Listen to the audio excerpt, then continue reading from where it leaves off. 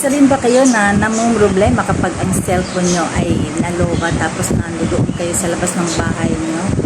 Nasa galaan kayo or nag-outing kayo or na-invite kayo ng kasal, birthday, pagkatapos yung cellphone nyo ay bigla na lang nalobat. So hassle siya, di ba guys?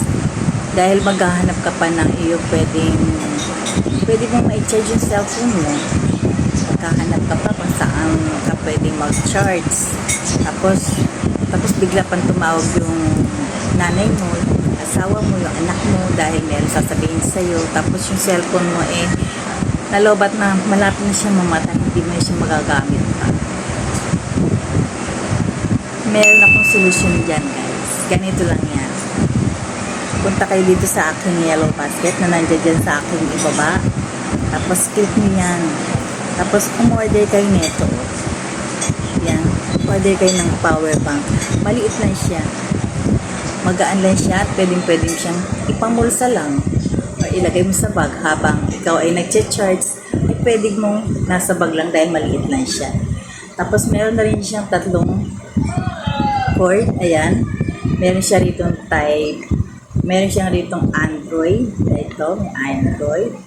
Tapos meron din siyang Type-C. At itong isa, hindi ko alam. Siguro sa mga kapanood, alam nila yan para saan.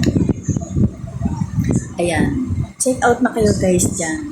Tapos meron pa rin siyang plus light. Ayan, may plus light. Ito, gumagana siya. Ayan. O, diba? Meron siya plus light, dalawa. Ayan. Kailangan mo lang pala siyang idiin na maigi. Patay na natin ang liwanag. Ayan, ayan. Namatay. Kailangan pala siyang ayan muna. Ididiin mo siya ng matagal. Maiksi kasing kuko kaya may pinatagalan. So ano pa guys, ayan. Ay, teka nga, ipapakita ko sa inyo na gumagana siya dito sa aking cellphone. Ito yung cellphone ko. I-charge natin siya. Ano to? Android to. O, diba guys? Ayan, gumagana siya. So, ano pa?